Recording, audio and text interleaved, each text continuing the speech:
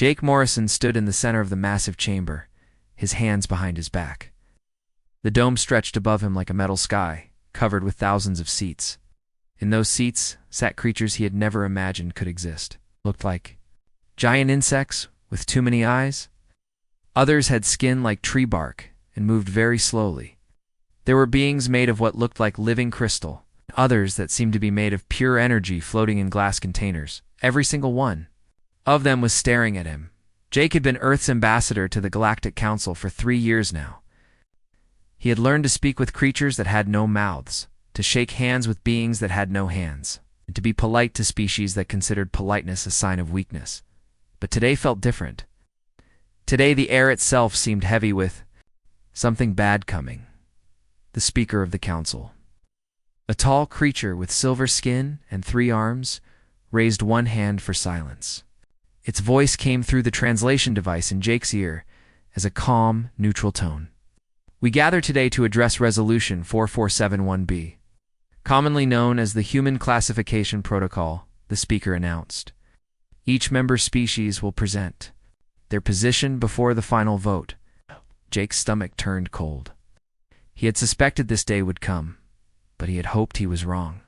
For months, whispers had been spreading through the council halls. Whispers about humans being too dangerous, too unpredictable, too warlike. The first speaker was a Zephyrian, a bird-like creature with blue feathers and golden eyes. At the speaking platform, with its wings spread wide, honored council, the Zephyrian began, its voice sharp and clear. The humans have been members of this galactic community for only 50 Earth years. In that short time, they have started 17 wars, conquered 12 worlds, and built the largest military fleet outside the core systems.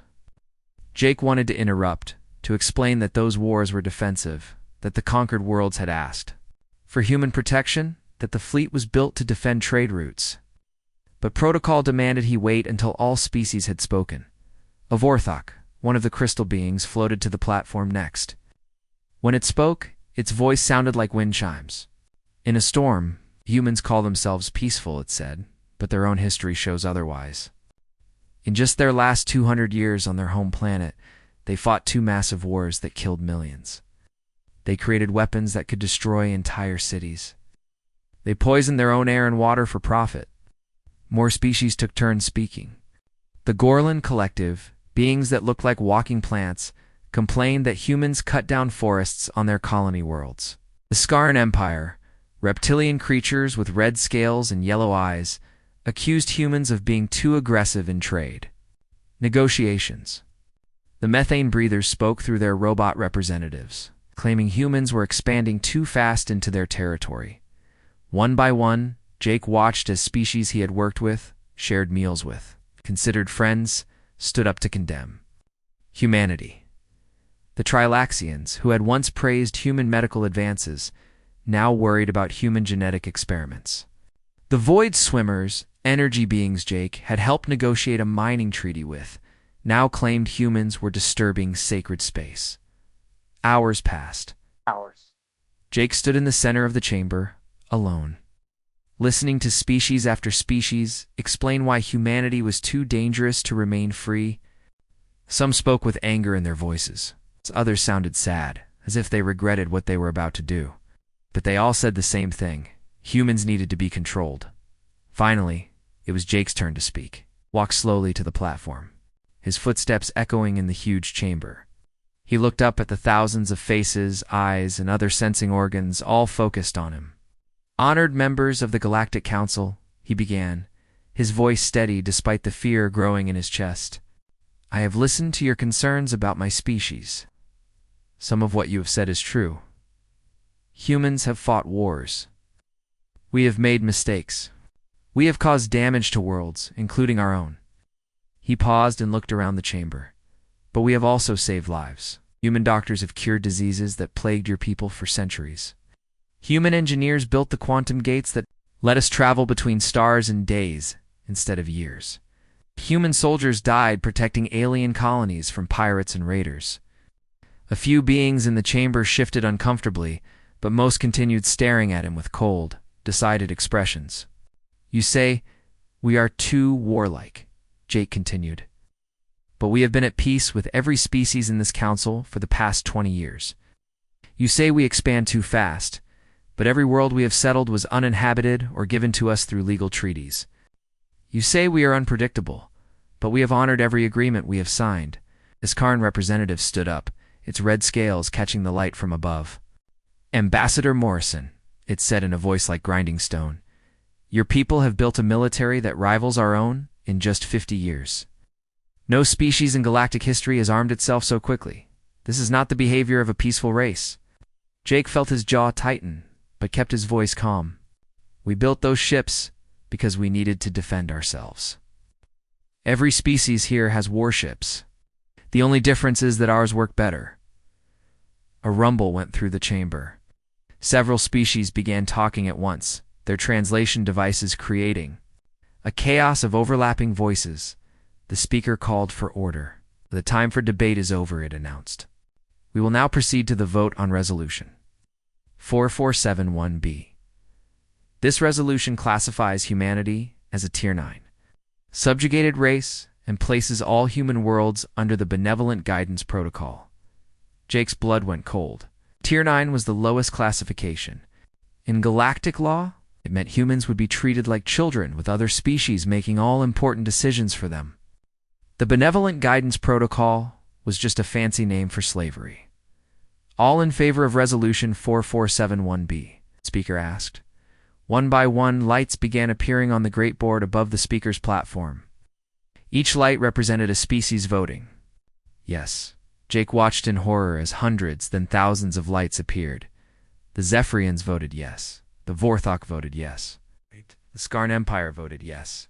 Species Jake had considered friends, species humanity had helped and protected, all voted to enslave his people.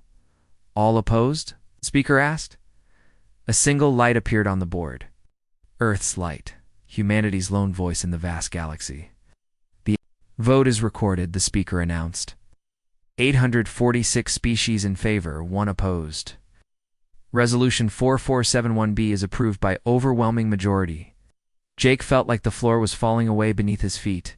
Everything humanity had built, everything they had worked for, was gone in an instant.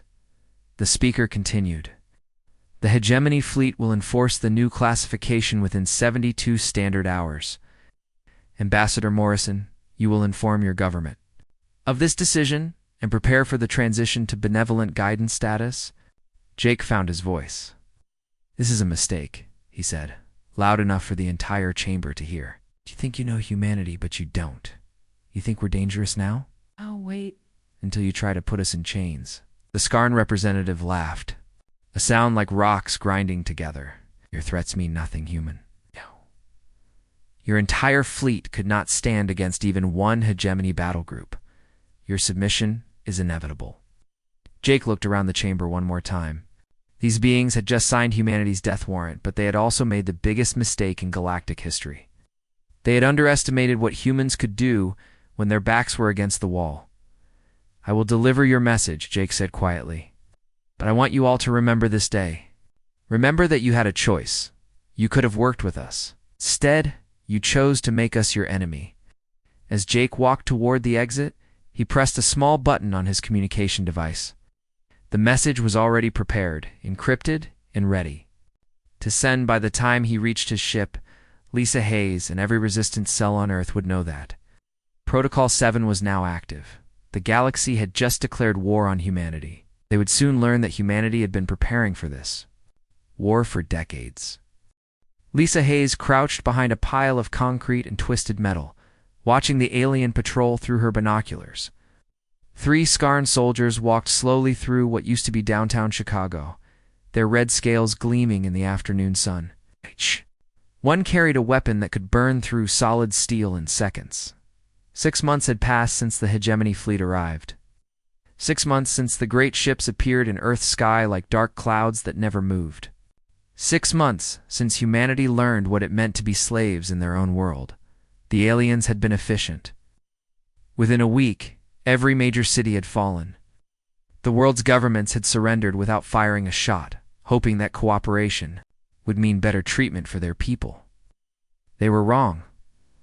Lisa touched the small communication device hidden in her ear. "This is Raven Leader," she whispered. "3 targets moving east on Michigan Avenue. Maria, are you in position?" Captain Maria Santos's voice came back through the encrypted channel. "Copy, Raven Leader. I have eyes on them from the roof. Just say the word." Lisa smiled grimly. "What?" The aliens thought they had broken humanity's spirit. They had no idea how wrong they were. The Skarn had set up labor camps in every major city. Humans were forced to work 18 hours a day, mining rare metals and building alien technology. Children were taken from their parents at age 12 and sent to education centers, where they learned to serve their alien masters. Anyone who protested was publicly executed as an example to others. But the aliens had made one critical mistake. They let human scientists keep working. Dr. Andrew Cole sat in his laboratory 3 miles underground, surrounded by equipment the aliens thought was primitive.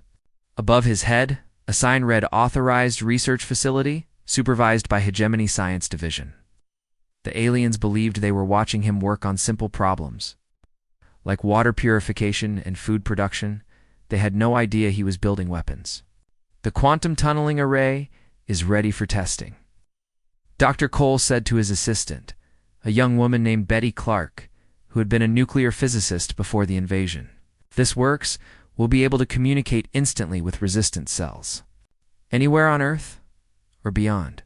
Betty nodded and activated the device. A soft blue glow filled the laboratory as the machine hummed to life. On the screen in front of them, green lights began appearing. Each light represented a hidden resistance base that was now connected to their network. "My God," Betty whispered. "There are hundreds of them." Dr. Cole counted the lights on his screen. The resistance was far larger than even he had imagined. There were bases in the mountains of Colorado, hidden facilities under the ice in Antarctica, and underwater stations in the deepest parts of the ocean. Humanity had not given up. They had gone underground and started planning their revenge. Back in Chicago, Lisa watched the Skarn patrol stop in front of a human work crew. The aliens were forcing a group of people to tear down a statue of Abraham Lincoln. One of the workers, an old man with gray hair, was moving too slowly for the aliens' liking. The lead Skarn raised its weapon toward the old man.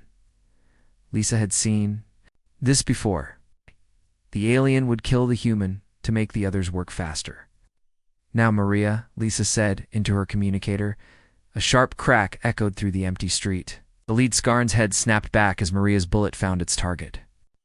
The alien fell to the ground, purple blood spreading across the concrete. The other 2 Skarns spun around, looking for the shooter. They never found her. Lisa's team had spent months learning how to move like ghosts through their own ruined city. 2 more shots rang out, and the remaining aliens collapsed. Lisa stood up and walked toward the human workers. They stared at her with wide eyes, afraid to believe what they had just seen. "You're free," she told them. "Head south to the river. There are boats waiting to take you to safety." An old woman in the group grabbed Lisa's arm. "Who are you?" she asked. "I'm someone who remembers what it means to be human," Lisa replied. "Now go. More patrols will come soon." As the people ran toward the river, Lisa activated her communicator again. "All teams, this is Raven Leader. The delivery is complete. Return to base." Across the city, 23 similar attacks happened at exactly the same time. Had learned that the aliens relied on schedules and predictable patterns. By hitting multiple targets simultaneously, they could rescue hundreds of people while confusing the enemy about their true numbers and location. The plan was working perfectly. Until Commander X9 arrived. X9 was different from the other Skarn.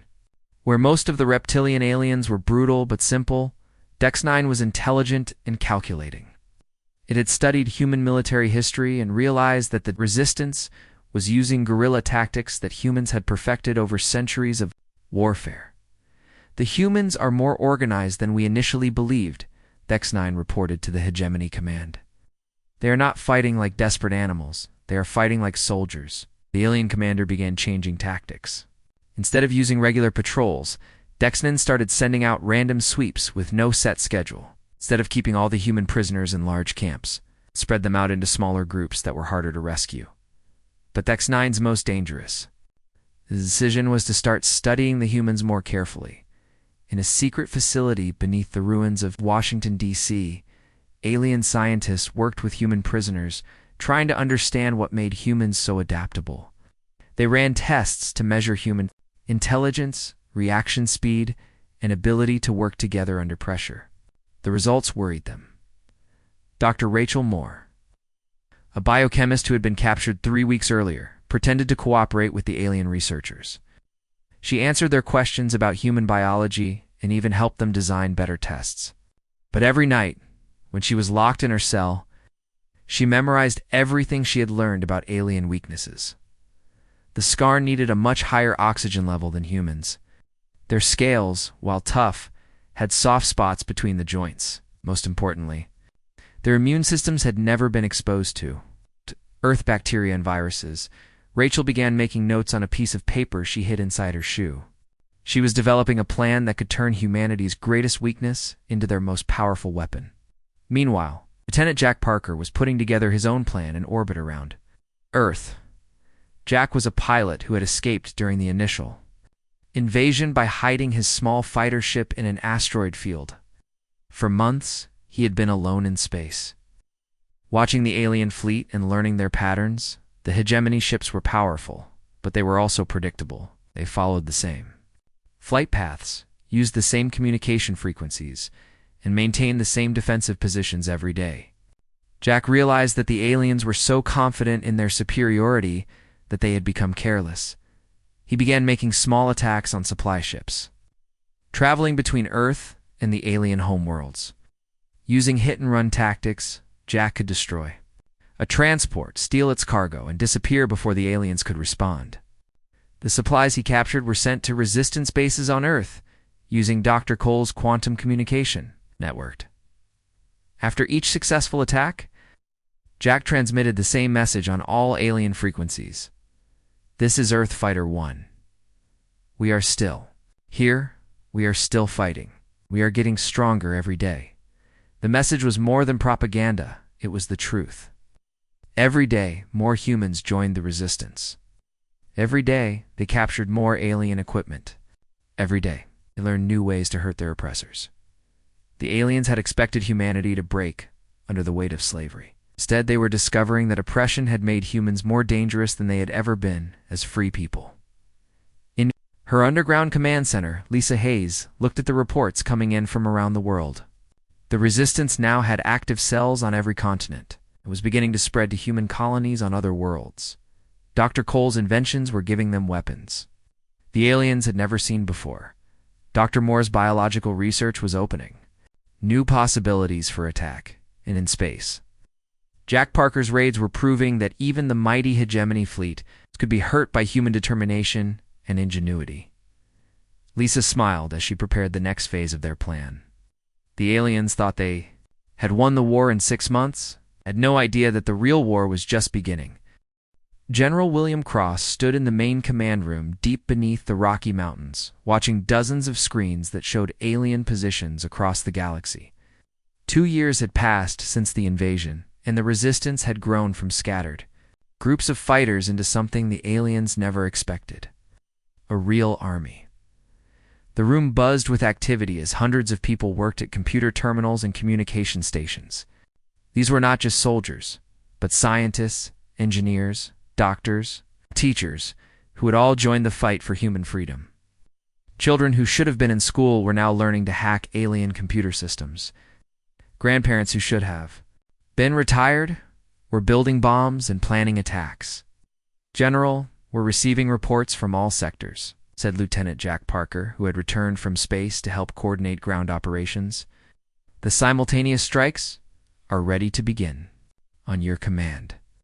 William nodded and looked at the massive display screen that showed a map of 12 star systems. Red dots marked alien installations, while blue dots showed human strike teams moving into position. This would be the largest coordinated attack in human history. The plan had taken months to prepare, using Dr. Cole's quantum communication network. Resistance cells on dozens of worlds had been secretly coordinating their movements. Dr. Rachel Moore's. Biological weapons were being distributed to teams across the galaxy, and new technology developed in hidden human laboratories was about to be tested in real combat. All teams report ready, General, announced Captain Maria Santos from her position at the communication center. William took a deep breath.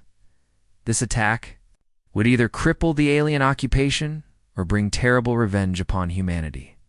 But doing nothing was no longer an option. Every day, more humans died in the labor camps. Every day, more children were taken from their families. Every day, the aliens grew more confident that humanity would never fight back. Execute Operation Starburst, William commanded, across 12 star systems. The attacks began at exactly the same moment. On Kepler 7, a mining world where humans had been forced to dig for rare crystals, a team led by Captain Bob Riley struck the main alien command center. They used new weapons that Dr. Cole had designed, guns that fired particles that could pass through alien armor like it was paper. The Scarran guards fell before they could even sound an alarm. On the moon base of Titan III, Dr. Susan Brooks released a modified virus into the alien water supply. Within hours, every alien on the base was sick with a disease that attacked their nervous systems. The human prisoners took control of the facility and turned its weapons against the alien fleet in orbit. Lieutenant Jack Parker led a space attack. On the supply depot at Wolf 359, his small fleet of captured alien ships, modified with human technology, destroyed 3 massive cargo vessels and escaped before reinforcements could arrive. The supplies that were meant to feed alien troops for a month were now floating debris in space.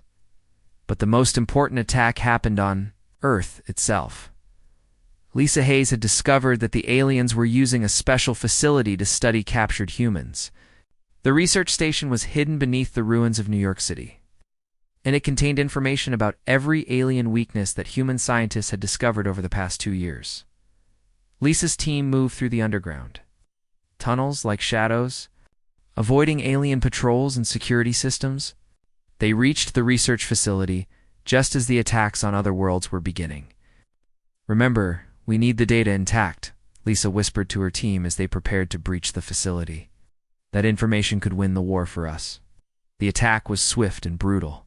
Human fighters armed with Dr. Moore's biological weapons overwhelmed the alien guards before they could respond. Within minutes, Lisa's team had control of the entire facility and was downloading terabytes of alien research data. What they found shocked them. The aliens had not just been studying human biology. They had been studying human psychology, human tactics, and human history. The research showed that the aliens were terrified of something they called human combat adaptation syndrome. According to the alien files, humans were the only species in galactic history that became more dangerous when they were oppressed. Every other race that had been enslaved had eventually accepted their fate and stopped fighting. Stronger, smarter, and more determined, the harder life became. The files also revealed something else that changed everything. The vote to enslave humanity had not been about human aggression or expansion. It had been about fear. The aliens had discovered that humans learned faster, adapted quicker, and solved problems better than any other species. They had enslaved humanity not because humans were dangerous, but because they were afraid humans would eventually become the dominant species in the galaxy. Lisa read the reports with growing anger and excitement. The aliens had been right to be afraid. Humanity was becoming stronger every day. Admiral Vex Prim paced back and forth in the command center of his flagship, trying to understand how the humans had managed to coordinate attacks across 12 star systems simultaneously. The reports coming in were catastrophic. 37 alien installations had been destroyed or captured. Thousands of alien troops were dead or missing. Entire supply lines had been cut. "How is this possible?" Vex Prim demanded from his staff. "The humans have no fleet. They have no advanced technology. They are primitives with stolen weapons." "Commander," Dex 9, who had been studying human tactics since the occupation began, stepped forward. "Admiral, we have underestimated them. The humans are not fighting like any other species we have conquered. They are using strategies we have never encountered. Vex Prime turned his 4 eyes toward the Skarn commander. Explain. They are turning our own systems against us, Vex 9 replied. They hack our communications to learn our plans. They capture our weapons and improve them. They study our biology to create diseases that target only us. Most importantly, they coordinate their actions across impossible distances using technology we do not understand. The Admiral slammed one of his tentacles against the command console, then found a way to stop them. But stopping the humans was becoming harder every day. The Resistance had learned to strike fast and disappear before the aliens could respond. They used the aliens' own supply ships to move weapons and fighters between star systems. They recruited alien sympathizers from species that had begun to question whether enslaving humanity had been the right decision. Dr. Rachel Moore sat in her new laboratory, built inside a captured alien research vessel, studying samples of alien DNA. She had discovered that most alien species had much less genetic diversity than humans. This made them vulnerable to diseases that could target their entire population. We could wipe them out completely, she told General Cross during their weekly briefing. A single virus could kill every Skarn in the galaxy within a year. General Cross considered this for a long moment. The aliens had shown no mercy to humanity. They had enslaved entire populations and killed anyone who resisted. By all rights, humanity would be justified in destroying them completely. No, he finally said. We're better than that. We'll use the biological weapons as a threat, but we won't commit genocide. When we win this war, we want to be able to look at ourselves in the mirror. Dr. Moore nodded. Then we'll modify the viruses to cause sickness instead of death. That should be enough to force them to surrender. As the months passed, the Resistance continued to grow. Human colonies that had been cut off from Earth since the invasion began making contact through the quantum communication network. Alien prisoners began defecting to the human side after experiencing fair treatment instead of the brutality they expected. Lieutenant Jack Parker, now promoted to colonel, established the first human military academy on a captured asteroid base. Former slaves became teachers, training new fighters in the tactics that had proven so effective against the aliens. The tide of war was turning. What had started as a desperate resistance movement was becoming a military force that could challenge the hegemony fleet directly. The aliens were beginning to realize that they had not conquered humanity. They had awakened something that would not rest until every human in the galaxy was free. In her command center, Lisa Hayes looked at the latest reports and smiled. The aliens had made the biggest mistake in galactic history when they decided to enslave Earth. They were about to learn that some chains can be broken, some spirits cannot be crushed. The real war was just beginning. Admiral Lisa Hayes stood on the bridge of her flagship, watching the alien fleet through the main display screen. 5 years had passed since the invasion, and everything had changed. The ship she commanded used to belong to the hegemony fleet. Now it flew under human colors, its weapons upgraded with technology that made the original alien designs look like toys. Admiral, we're receiving surrender requests from 17 more alien vessels, reported Colonel Nathan Price from his position at the tactical station. That brings the total to 43 ships asking to join our fleet. Lisa nodded but kept her eyes on the massive space station ahead of them. Epler Prime, the seat of galactic government, hung in space like a giant metal moon. For thousands of years, it had been the center of alien power. Today, it would fall to humanity. The transformation had been remarkable. What started as a desperate resistance movement had become the most powerful military force the galaxy had ever seen. Human engineers had taken alien technology and improved it beyond recognition. Human doctors had created weapons that could target specific alien species while leaving others unharmed. Human strategists had developed tactics that no alien commander could predict or counter. Status report on the planetary assault? Lisa asked. Colonel Parker's ground forces are in position, Nathan replied. Dr. Richardson's science teams have confirmed that their new weapons will disable alien technology without destroying the infrastructure. We can take the entire station intact. Lisa smiled. Dr. Emma Richardson had become the head of human military. Science and her inventions had changed the war completely. Instead of destroying alien facilities, humans could now capture them and turn them to their own purposes. Every alien base that fell made humanity stronger. The communication system crackled to life. Admiral Hayes, this is Colonel Jack Parker. All ground teams are ready for the assault. Just give us the word. Understood, Colonel. Begin the attack. On the surface of Kepler Prime, Jack Parker led 3,000 human soldiers through the underground tunnels that connected to the Galactic Council chambers. These were not the desperate fighters who had hidden in ruins 5 years ago. These were professional soldiers equipped with the best weapons and armor humanity could produce. The alien guards never saw them coming.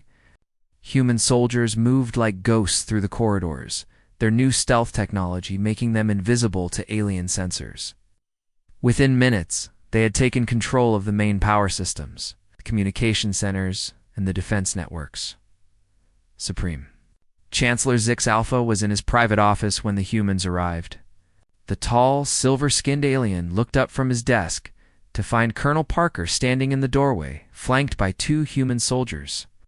"This is impossible," Zix Alpha said, his 3 arms trembling with fear. "The security systems would have detected any intrusion?" Jack smiled and held up a small device. "You mean these security systems? We've been controlling them for the past hour. Your own computers have been working for us." Truth was even worse than Zix Alpha realized. Human hackers had penetrated alien computer networks months ago. They'd been reading alien communications, tracking alien ship movements, and even controlling alien weapon systems. The aliens had been fighting a war while their enemies controlled their most basic tools. In the main council chamber, human soldiers took their positions as alien delegates were brought in under guard. These were the same beings who had voted to enslave humanity 5 years earlier. They sat in their chairs, staring at human weapons pointed in their direction. Lisa Hayes entered the chamber wearing the blue uniform of the Terran Federation, a government that had been created from the ashes of Earth's occupation. Behind her walked Dr. Emma Richardson, carrying a briefcase that contained the most terrifying weapons ever created. "Honored delegates," Lisa began, her voice carrying clearly through the chamber's sound system. 5 years ago, you voted unanimously to enslave my species. Today, I stand before you as the representative of the new Galactic Order. Zephyrian delegate, the same one who had spoken against humanity years before, stood up on shaking legs. "Admiral Hayes, we can negotiate. There must be some arrangement we can reach." Lisa's expression did not change. The time for negotiation was 5 years ago. You had your chance to treat humanity as equals. Instead, you chose to make us your slaves. Dr. Richardson stepped forward and opened her briefcase. Inside were dozens of small vials, each containing a different colored liquid.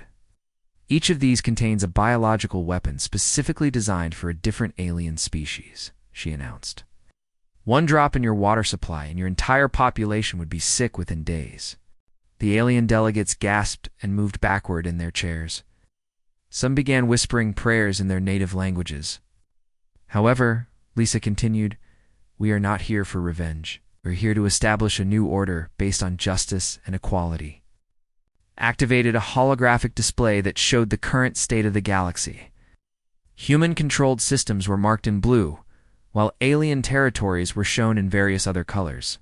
The blue areas covered nearly half the known galaxy. "As of today, the Galactic Council is dissolved," Lisa announced.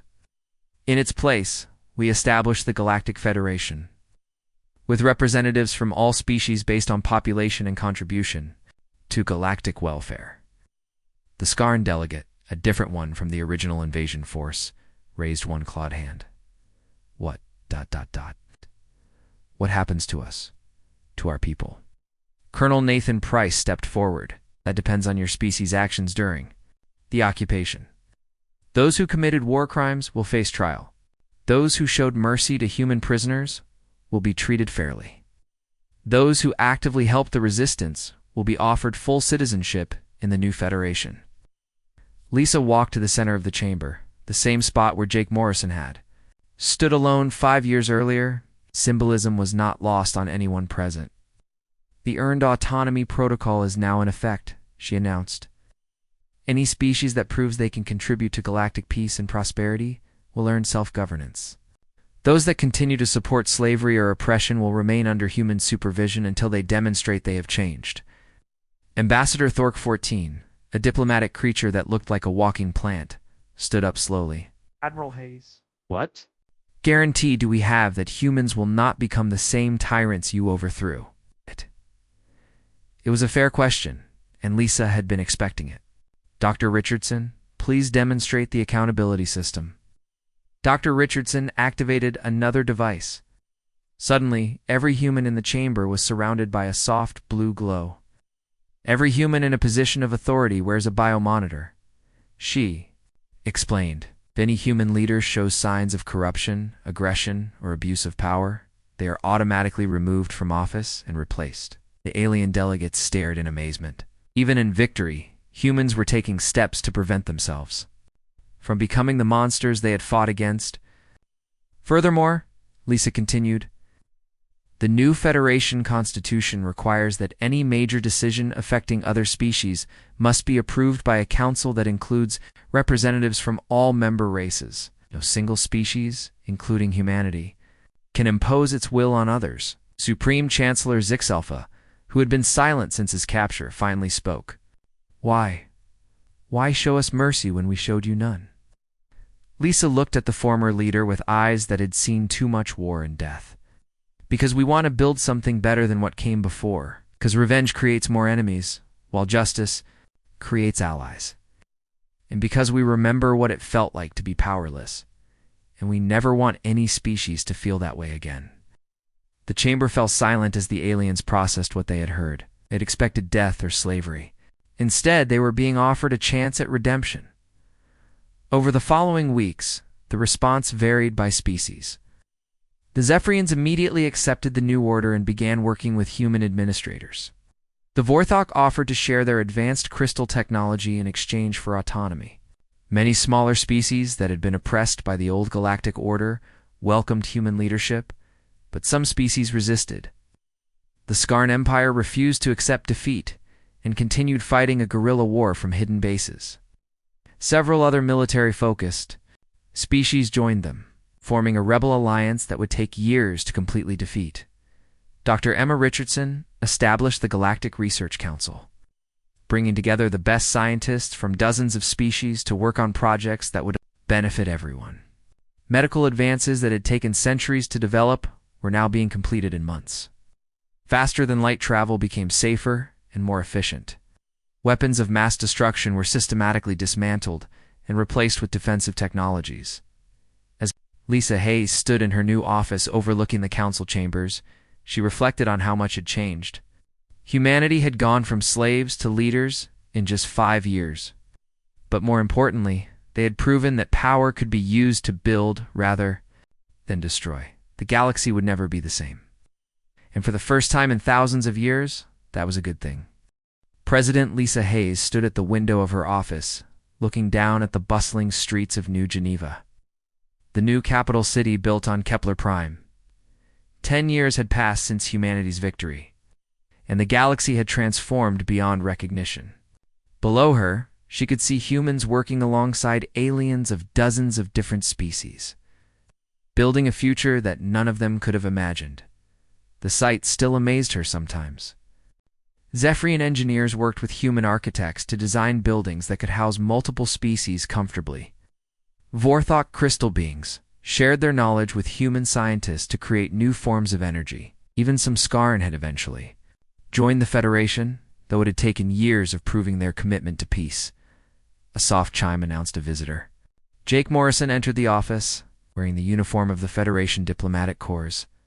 The same man who had stood alone in this very building 10 years ago, watching his species get voted into slavery, now served as humanity's chief negotiator. With difficult alien species, Madam President, Jake said with a slight smile. The Gorlin Collective has officially requested full Federation membership. That makes them the 43rd species to earn complete autonomy under the Earned Autonomy Protocol. Lisa turned from the window and smiled back. That's excellent news. The Gorlins have worked hard to prove themselves. Their agricultural techniques have helped feed 3 worlds that were suffering from famine. She walked to her desk and picked up a tablet showing the current status of the galaxy. Green sections marked fully autonomous Federation members. Yellow, Areas showed species still working toward independence. Red zones indicated the few remaining holdout groups that continued to resist the new order. "What's the status of the Skarn rebels?" Lisa asked. Jake's expression grew more serious. Fleet Admiral Nathan Price reports that the last major rebel base surrendered last week. The remaining resistance groups are small and scattered. More importantly, many Skarn are actually helping us track down the holdouts. They want to prove that their species has changed. This was perhaps the most remarkable development of all. Many of the same aliens who had enslaved humanity were now working to build a better galaxy. The transformation had not been easy or quick, but it had been real. Dr. Emma Richardson knocked on the office door and entered, carrying her usual stack of reports and invention proposals. As the head of the Galactic Research Initiative, she oversaw scientific cooperation between dozens of species. "Emma, please tell me you have good news," Lisa said. "The best," Emma replied, setting down her papers. "The Joint Human Vorthok team has successfully tested the new medical scanner. It can detect and cure over 300 diseases that were previously fatal. We're ready to distribute the technology to all Federation worlds." Lisa shook her head in wonder. 10 years ago, we were mining ore for them in slave camps. Now we're working together to save lives? "It gets better," Emma continued. "The Trilaxian universities want to establish exchange programs with Earth schools. Alien students learning human history and strategy, while human students study alien science and philosophy. We're creating the first truly integrated galactic education system." Jake looked through some of the reports on Emma's desk. "Speaking of education, I have a meeting with the Youth Council this afternoon. We're discussing the proposal to make studying the Great Reversal mandatory in all Federation schools." 8. The Great Reversal had become the official name for humanity's rise from slavery to leadership. Children across the galaxy now learned about it as a lesson in the dangers of prejudice and the power of determination. Lisa walked back to the window and pointed to a large building under construction in the distance. "Do you see that? It's going to be the Museum of Galactic History. The main exhibit will be about the old Galactic Council and what happens when fear drives policy instead of wisdom." "The aliens agreed to that?" Jake asked. "They insisted on it?" Lisa replied. "Zephyrians actually volunteered to fund the whole project. They said they want future generations to remember their mistakes." This was the kind of transformation that still surprised Lisa. Species that had once voted to enslave humanity were now volunteering too. Document their own failures as a warning to others. A communication device on Lisa's desk buzzed with an incoming message. The holographic image of Captain Maria Santos appeared, speaking from the bridge of her exploration vessel. "Madam President," Maria said, "we've made contact with 3 new species in the Andromeda sector. They're requesting information about joining the Federation. What's their technological level?" Emma asked. "About where humanity was 50 years ago," Maria replied. "But here's the interesting part. When we told them about the Federation's history, about how humans went from slaves to leaders, 2 of the species immediately asked if we could help them resolve conflicts with their neighbors peacefully." Lisa smiled. The Federation's reputation was spreading beyond their own galaxy. Species that had never heard of humans were learning that there was an alternative to conquest and domination. "Send them the standard first contact package," Lisa instructed, "and make sure they understand that Federation membership is earned through contribution and cooperation, not military strength." After Maria's image disappeared, Jake pulled out another report. "Speaking of new members, I have some interesting statistics. The Federation now includes 127 species across 340 star systems. Crime rates are at the lowest levels in recorded galactic. History, trade, and scientific advancement are both accelerating every year. Most importantly," Emma added, "we haven't had a single war between member species since the Federation was established. The dispute resolution system is working." The dispute resolution system was one of humanity's most important contributions to galactic civilization. Instead of settling disagreements through violence or economic pressure, the Federation used mediation, compromise, and mutual benefit. Species that might once have fought wars now competed to see who could contribute more to galactic welfare. Lisa's assistant, Young Vorthok named Crystal Song entered the office, carrying a stack of documents. Crystal Song had been one of the first aliens to volunteer for service in the human government, and her unique perspective had proven invaluable. President Hayes, Crystal Song chimed in her musical voice, "I have the latest approval ratings. From across the Federation, overall satisfaction with Federation leadership is at 91%. More importantly, 87% of aliens say they trust human judgment on major policy decisions. This was perhaps the most remarkable achievement of all. The same species that had voted to enslave humanity now trusted humans to make decisions that affected their lives and futures." Jake checked his schedule. "I should head to the Youth Council meeting. Today we're talking to students who were born after the Great Reversal. To them, the idea of enslaving an entire species seems as impossible as well as impossible as it should seem." After Jake left, Lisa and Emma stood together at the window, watching the busy street below. A group of human children was playing, with young aliens of several different species, their laughter echoing up from the street. "Do you ever think about what would have happened if we had lost?" Emma asked. Lisa considered the question. "Sometimes. But then I remember that losing was never really an option. Not for humans. We don't know how to give up. The aliens learned that the hard way," Emma said with a slight smile. "Yes, they did. But they also learned something else, that humans make better allies than enemies."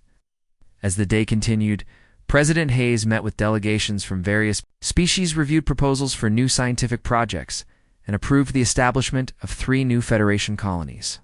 Each decision was made with input from alien advisors, ensuring that human leadership never became human domination. Late that evening, Lisa stood alone in the same chamber where the Galactic Council had once voted to enslave her species. The room had been preserved exactly as it was, except for one addition, a small plaque where Jake Morrison had stood that day. The plaque read, "Here stood Ambassador Jake Morrison, representing humanity's voice when the galaxy voted for our enslavement. Here began the journey that taught the galaxy that some spirits cannot be broken, and that mercy is stronger than revenge." As Lisa read those words, she thought about how far they had all come. The galaxy that had once feared human potential now depended on human leadership. Species that had once voted to chain humanity now competed for human friendship and cooperation. The greatest victory was not that humanity had won the war. The greatest victory was that they had won it without losing their souls.